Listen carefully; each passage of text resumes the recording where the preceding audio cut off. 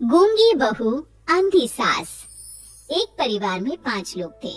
ओम प्रकाश, उनकी पत्नी सुमित्रा, बहू भावना, बेटा राहुल और एक थी उनकी बेटी प्रियंका।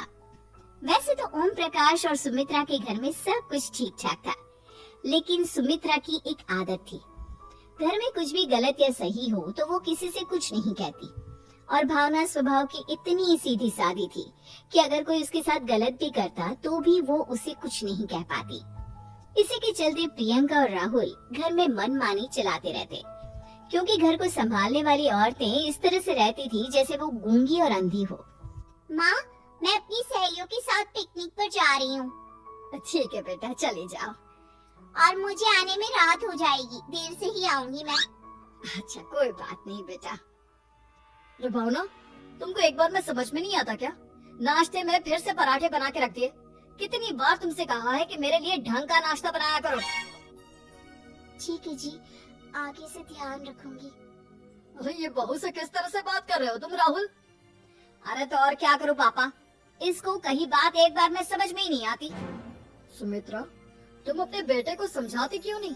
बहू से बात करने का ये क्या तरीका है? अरे जिसकी जैसी मर्जी आए करो, मुझे क्या। भावना बेटा, तुम भी तो कभी कुछ कहा करो। इस तरह क्यों सबकी बातें सुनती रहती हो? कोई बात नहीं पापा जी, सब ठीक है। रात को काफी देर तक प्रियंका घर नहीं आती और जब वापस लौट कर आती है तो एक लड़की के साथ बाइक पर बैठकर सुमित्रा और भावना दोनों ही प्रियंका को लड़की के साथ देख लेते हैं। आज तो जोर से डांट पड़ने वाली है, लेकिन मैं डर क्यों रही हूँ? माँ तो सब कुछ देखकर भी अंधी बनी रहती है। और रही बात भाभी की, वो किसी को कुछ नहीं बताने वाली। कहने को भगवान ने आवाज दी है, लेकिन गूंगी है गूंगी। अरे प्रियंका बेटा, इतनी रात को कॉलेज से लौट कर आ रही हो? कहाँ गई थी तुम? पापा, वो सहेली के घर पर थी, पढ़ाई करने के लिए रुक गई थी। अच्छा ठीक है, जाओ अपने कमरे में जाओ और सो जाओ। सुमित्रा ने अपनी बेटी को एक लड़की के साथ इतनी रात को आते देखकर भी उससे कुछ नहीं कहा और भावना ने भी इस बारे में किसी से कोई बात नहीं की। कुछ दिनों के बाद मामा जी का फोन आया था। उन्होंने प्रियंका के लिए कोई रिश्ता ढूंढा है। लड़के वाले उसे देखने आ रहे हैं। अरे मुझे नहीं करनी शादी वादी, किसी लड़की को बुलाने की कोई जरूरत नहीं है। ये तुम क्या कह रही हो प्रियंका बेटा? तुम्हारी शादी की उम्र हो चली है और तुम्हारे मामा जी ने बहुत अच्छा रिश्ता बताया है। पापा, आप जिद क्यों कर रहे हैं? और आप क्यों मेरी मर्जी के खिलाफ शादी कराना चाहते हैं? अरे माँ, इसको समझाइए ना। आपकी बेटी, आप तो बस चुपचाप सब कुछ होते हुए भी देखती रहती हैं। अरे तो क्या कहूँ, और मेरे कहने से क्या हो जाएगा? वैसे भी गलत क्या हो रहा है, सब कुछ सही तो है। भावना बहू, देखो तो प्रियंका हमारी बात नहीं समझेगी, लेकिन वो तुम्हारी हम उम्र है। क्या पता तुम्हारे कहने से उसे कुछ समझ में आ जाए। नहीं पापा जी, मेरे कहने से कुछ नहीं होगा। मैं प्रियंका को कैसे समझा सकती हूँ? वो ननद है मेरी, कहीं मेरी किसी बात का बुरा मान गई तो? सुमित्रा और भावना में से कोई भी प्रियंका को कुछ नहीं समझाता। इस बात से राहुल और ओम प्रकाश जी दोनों ही परेशान हो जाते हैं।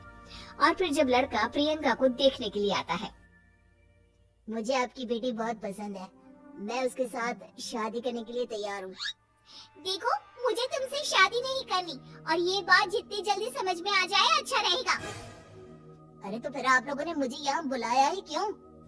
माफ कर दो बेटा, वो हमारी बेटी जरा गुस्से में है। हम उसे समझाने की कोशिश करते हैं।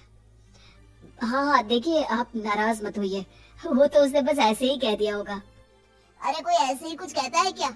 और ये आपकी पत्नी और माँ, ये दोनों इस तरह चुपचाप क्यों बैठे हैं, जैसे इस घर के मेंबर ही ना हो? आपके घर में सब कुछ ठीक तो है ना? अरे सब कुछ ठीक है बेटा। सुमित्रा, समझाओ ना अपनी बेटी को। अरे क्या समझाऊं, क्या होगा समझाने से? सब ठीक ही तो हो रहा है, गलत क्या हो रहा है? भावना, प्रियंका को अंदर लेकर जाओ और उससे समझाओ कि कितना अच्छा रिश्ता है। इतना अच्छा लड़का है, इस तरह से बिहेव ना करे। नहीं जी, मैं किसी से कुछ नहीं कह सकती जी। अरे अजीब परिवार है, मुझे तो यहाँ से निकलना पड़ेगा। इस तरह से तो आपकी बेटी की शादी किसी से नहीं हो सकती। जिसके घर की औरतें गूंगी और अंधी बनकर बैठ जाए, उस घर का कुछ नहीं हो सकता। ओम प्रकाश और राहुल सुमित्रा और भावना की हरकतों की वजह से बहुत परेशान हो जाते हैं। एक दिन वो दोनों आपस में बात करते हैं। पापा समझ में नहीं आता कि भावना और माँ को कैसे समझाया जाए। सही कहते हो बेटा, तुम और मैं काम के सिलसिले में सारा दिन घर के बाहर रहते हैं और घर की दोनों औरतें जिन्हें सारा घर संभालना चाहिए गूंगी और अंधी बनकर बैठी हैं। पापा आप ही बताइए इसका क्या उपाय है। मेरे तो कुछ समझ में नहीं आता बेटा, लेकिन हमें कुछ तो करना पड़ेगा क्योंकि इन सब की वजह से प्रियंका बहुत ज्यादा बिगड़ती जा रही है। तुमने देखा उसे किस तरह से बिहेव किया था। अरे लेकिन पापा हम करेंगे क्या। हमें एक नाटक करना होगा। कुछ दिनों के लिए हम भी गूंगे और बहरे बन जाते हैं, उसके बाद इन दोनों औरतों को अकल आएगी।